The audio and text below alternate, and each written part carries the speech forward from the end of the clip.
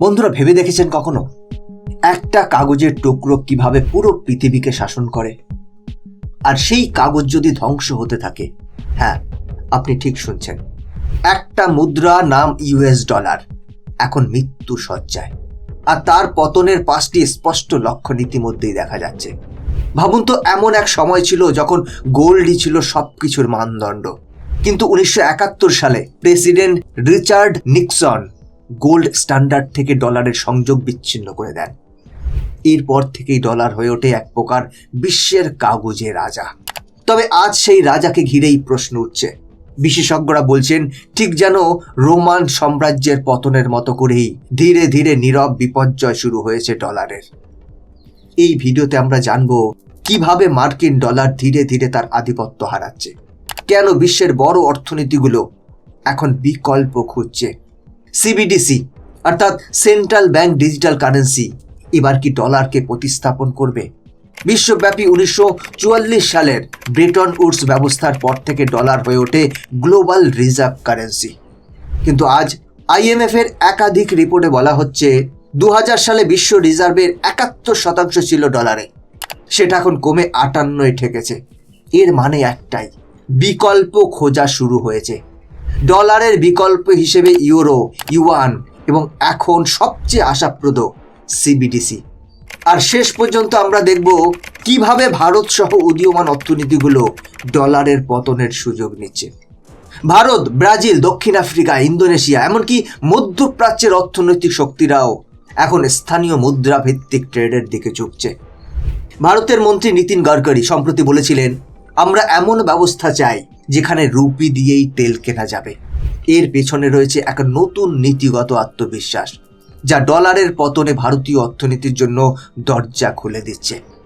আর হ্যাঁ, ভিডিওর শেষে এমন কিছু তথ্য থাকবে যা আপনাকে অবাক করে দেবে।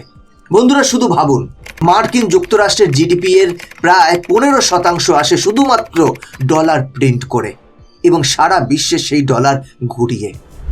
একে বলা হয় এক্সোবিটেন্ট প্রিভিলেজ। এই প্রিভিলেজ যদি হারায়, তাহলে শুধু বাইরের দুনিয়া নয়, আমেরিকার নিজস্ব অর্থনীতিও কেঁপে উঠবে। এই প্রসঙ্গে 2008-এর সাবপ্রাইম মেলডাউন ছিল একটা ইঙ্গিত মাত্র। বন্ধুরা, সমস্ত বিষয়টা জানতে পারবেন, ডিটেলে আলোচনা করব আজ, তাই সাথে থাকুন। নমস্কার, আমি গৌতম আছি আপনাদের সাথে। তাহলে চলুন দেরি না করে ভিডিওটি শুরু করা যাক। বন্ধুরা, ভাবুন একবার, আজ বিশ্বের 88% আন্তর্জাতিক লেনদেন হয় মার্কিন ডলারে। অথচ গত 5 বছরে এই ডলারের উপর বিশ্বাস হারাতে শুরু করেছে অনেক দেশ। এই 88% ডলার ভিত্তিক লেনদেনের ব্যাকবোন হলো সুইফট সিস্টেম। কিন্তু যখন রাশিয়াকে সুইফট থেকে বাদ দেওয়া হয়, তখন থেকেই অনেক দেশ সতর্ক হয়ে উঠেছে। ভারতের প্রাক্তন আরবিআই গভর্নর রঘুরাম রাজন তিনি বলেছিলেন, এটা দীর্ঘ মেয়াদে ডলারের বিরুদ্ধে বুমেরাং হবে। হলো তাই। 2024 সালের রিপোর্ট বলছে, বিশ্বের কেন্দ্রীয় ব্যাংকগুলো এখন ইউএস ডলার ছেড়ে গোল্ড, ইউয়ান এবং ইউরোতে রিজার্ভ বাড়াচ্ছে। কেন? কারণ তারা বুঝে গেছে মার্কিন সাম্রাজ্য আর স্থায়ী নয়। বিশ্ব স্বর্ণ পরিষদের মতে 2023 সালে কেন্দ্রীয় ব্যাংকগুলো 1136 টন সোনা কিনেছে, যা 1950 সালের পর সর্বোচ্চ। চলুন এবার দেখে নিই ডলারের পতনের কারণ। প্রথম লক্ষণ, ব্রিক্স দেশগুলোর পেট্রো ডলার থেকে বেরিয়ে আসা। এই পেট্রো ডলার ব্যবস্থার সূচনা হয় 1974 সালে, যখন আমেরিকা সৌদি আরবকে সামরিক নিরাপত্তা দিয়ে তেল বিক্রিতে ডলার ব্যবহারের শর্তে চুক্তি করে। কিন্তু 2023 সালে সৌদি আরব জানায় তারা আর এই একচেটিয়া ব্যবস্থায় নেই। তারা ইউয়ান ও রিয়ালেও তেল বিক্রি করতে প্রস্তুত। একে বিশেষজ্ঞরা বলছেন death of the petro dollar regime. আজ সৌদি আরব, রাশিয়া, চীন, ইরান এই সব দেশ মিলে চাইছে তেলের দাম ডলারে না হয়ে স্থানীয় মুদ্রা বা সোনা দিয়ে নির্ধারিত হোক। এমনকি সম্প্রতি সৌদি আরব এবং চীন তেল চুক্তিতে চীনা ইউয়ান ব্যবহার হয়েছে। এটি হতে পারে পেট্রো ডলারের কফিনে প্রথম ব্রেক। এখানেই থামছে না। 2023 সালে চীনের সাথে সৌদি আরবের $50 বিলিয়ন তেল চুক্তির অর্থায়ন হয় এবং সেটাও পুরোপুরি ইউয়ানে হয়েছে। তেল, গ্যাস এবং অস্ত্র এই 3টি সেক্টরে ডলারের পরিপূর্ণ আধিপত্য চ্যালেঞ্জের মুখে। দ্বিতীয় লক্ষণ, সিবিডিসি এর উত্থান। বন্ধুরা, সিবিডিসি মানে হচ্ছে সেন্ট্রাল ব্যাংক ডিজিটাল কারেন্সি। এটি এমন এক ডিজিটাল টাকা যা সরকার নিজেই তৈরি এবং নিয়ন্ত্রণ করবে। সিবিডিসি হচ্ছে ভবিষ্যতের কাগজবিহীন অথচ সরকারি বৈধ মুদ্রা।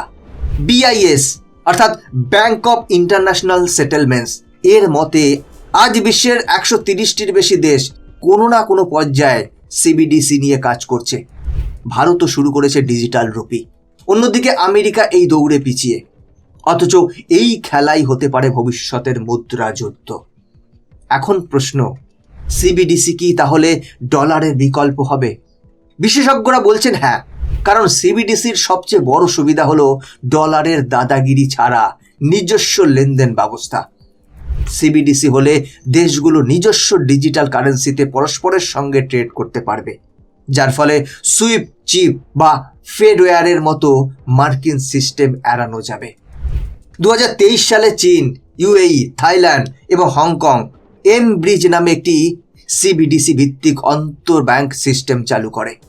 যদি কোনো দেশ নিজেদের মধ্যে সিবিডিসি ব্যবহার করে তাহলে তাদের আর আমেরিকার ব্যাংক বা সুইফট সিস্টেমের উপর নির্ভর করতে হবে না। এর মানে আমেরিকার উপর থেকে নিয়ন্ত্রণ চলে যাচ্ছে। চলুন এবার তৃতীয় লক্ষণ দেখি, মার্কিন ঋণের পাহাড়। আজকের দিনে আমেরিকার জাতীয় ঋণ $35 ট্রিলিয়ন ছাড়িয়ে গেছে। প্রতিদিন এই ঋণ বাড়ছে কয়েক লক্ষ ডলার করে। বিশ্লেষকরা বলছেন এই ঋণের সার্ভিসিংয়ে এখন দেশের বাজেটের 10% বেশি খরচ হচ্ছে। এই ঋণ শোধ করতে গেলে সরকারকে লাগাতার নতুন টাকা ছাপতে হচ্ছে, আর এই টাকা ছাপার ফলে ইনফ্লেশন বেড়ে যাচ্ছে, যার ফলে ডলারের ভ্যালু কমে যাচ্ছে।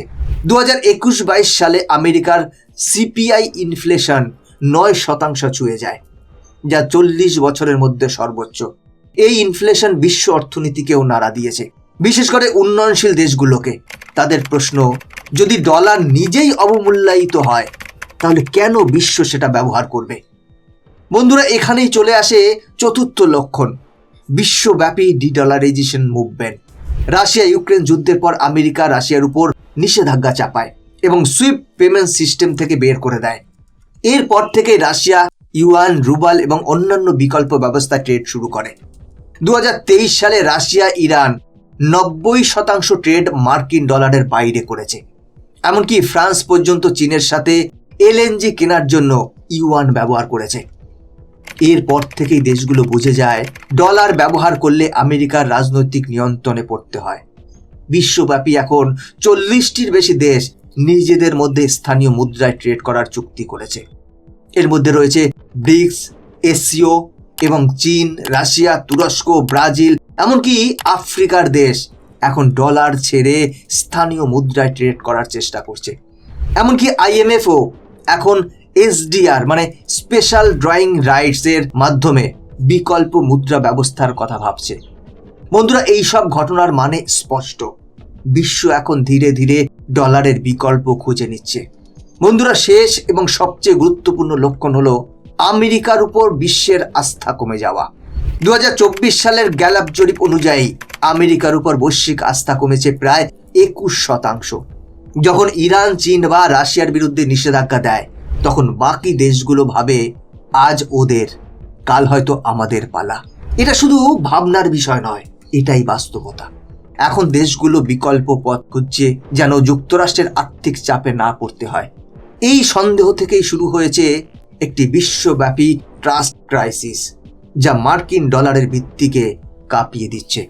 বিশ্বব্যাপী মানুষ এখন বুঝতে পারছে ডলার মানেই নিরাপত্তা নয়, বরং একটি জোর করে চাপানো আধিপত্য। বিশ্বব্যাপী ট্রাস্ট ডেফিসিট এখন বাস্তবতা। ল্যাতিন আমেরিকার দেশগুলো আলাদা ক্রেডিট চেইন এবং বিনিময় ব্যাংক তৈরি করার কথা বলছে। আফ্রিকায় প্যান আফ্রিকান ডলারাইজেশন ফোরাম শুরু হয়েছে। এখন প্রশ্ন, এই সংকটের মাঝখানে কে নেতৃত্ব দিতে পারে? বন্ধুরা, এখানেই আসে ভারতের নাম। ভারত বর্তমানে বিশ্বের 5ম বৃহত্তম অর্থনীতি। শক্তিশালী ডেমোগ্রাফি, প্রযুক্তিগত উন্নয়ন এবং কৌশলগত অবস্থান ভারতকে নেতৃত্ব দেওয়ার আদর্শ স্থানে দাঁড় করিয়েছে। ভারত এখন শুধু উৎপাদনের দেশ নয়, বরং ফিনটেক ইনোভেশনের পথ প্রদর্শক। ভারত আজ তার ডিজিটাল রুপি চালু করেছে, চীনকে টেক্কা দিতে চাইছে নিজের সিবিডিসি ব্যবস্থায়। একই সাথে ভারত রাশিয়া এবং ইরানের সঙ্গে রুপি ভিত্তিক ট্রেড শুরু করেছে। চাবাহার বন্দর, INSTC করিডোর, ব্রিক্স এক্সপেনশন সবই এক নতুন অর্থনৈতিক শক্তি গঠনের ইঙ্গিত। ভারতের নেতৃত্বে ব্রিক্স পেমেন্ট সিস্টেম গঠনের আলোচনা চলছে, যেখানে ডিজিটাল মুদ্রার ভূমিকা থাকবে মুখ্য। এমনকি আমেরিকার নিষেধাজ্ঞা উপেক্ষা করে ভারত এখন নিজস্ব অর্থনৈতিক পথ তৈরি করছে। বিশ্বের বেশিরভাগ দেশ যখন US নিষেধাজ্ঞার ভয়ে ইরানের তেল কিনতে সাহস পাচ্ছে না, ভারত কৌশলী পথে এগিয়ে যাচ্ছে। রুপি রিয়াল চুক্তির মাধ্যমে ভারত তেল আমদানি করছে। ইউক্রেন যুদ্ধ চলাকালীন ভারত রাশিয়ার কাছ থেকে ডিসকাউন্টে তেল কিনছে এবং রুপি রুবল বিনিময় পদ্ধতি চালু করেছে। এই পদক্ষেপে আমেরিকা চাপ সৃষ্টি করলেও ভারত নিজের জাতীয় স্বার্থকেই অগ্রাধিকার দিয়েছে। তাহলে প্রশ্ন, এই গেমে কি ভারতই হতে যাচ্ছে নতুন ফিনান্সিয়াল পাওয়ার হাউস? বিশ্বব্যাপী যখন একটি মাল্টিপোলার অর্থনৈতিক ব্যবস্থার সূচনা হচ্ছে, তখন ভারত তার জনসংখ্যা, প্রযুক্তি এবং কূটনৈতিক ভারসাম্যকে কাজে লাগিয়ে সামনে এগিয়ে যাচ্ছে। UPI পেমেন্ট এখন বিশ্বের অনেক দেশ যেমন সিঙ্গাপুর, ফ্রান্স, UAE-তে চালু হয়েছে। G20 সম্মেলনেও ভারত CBDC এবং রিজার্ভ কারেন্সির বিকল্প নিয়ে আলোচনা তুলেছে। বন্ধুরা, সব থেকে গুরুত্বপূর্ণ প্রশ্ন এখন CBDC বনাম ডলার, কে জিতবে এই যুদ্ধ? বিশ্ব কি ধীরে ধীরে মাল্টি কারেন্সি ডলারের দিকে যাচ্ছে?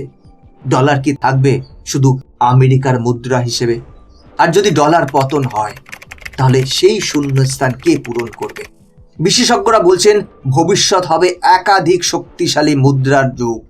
IMF এর মতে CBDC, ইউয়ান, ইউরো, এমনকি বিটকয়েনের মতো ক্রিপ্টো সবই গুরুত্বপূর্ণ ভূমিকা নিতে পারে। তবে এই যুদ্ধে নেতৃত্ব পাবে সেই দেশই যার কাছে টেকনোলজি, জনসংখ্যা, কৌশল এবং কূটনীতি আছে। আর ভারত এই 4টি ক্ষেত্রেই শক্তিশালী খেলোয়াড় হয়ে উঠছে। এবার আপনি আমাকে বলুন, আপনি কি মনে করেন ডলারের যুগ কি শেষ হয়ে যাচ্ছে? CBDC কি সত্যিই ভবিষ্যতের মুদ্রা? আর ভারত কি পারবে এই সুযোগ কাজে লাগাতে? আপনার মতামত কমেন্ট করে জানাবেন। বন্ধুরা, আজকের ভিডিও এখানেই শেষ করছি। এরকমই ইনফরমেটিভ ভিডিও দেখার জন্য চ্যানেলটিকে সাবস্ক্রাইব করে বেল আইকনটি প্রেস করে রাখুন। দেখা হচ্ছে পরবর্তী ভিডিওতে। ভালো থাকবেন, সাথে থাকবেন।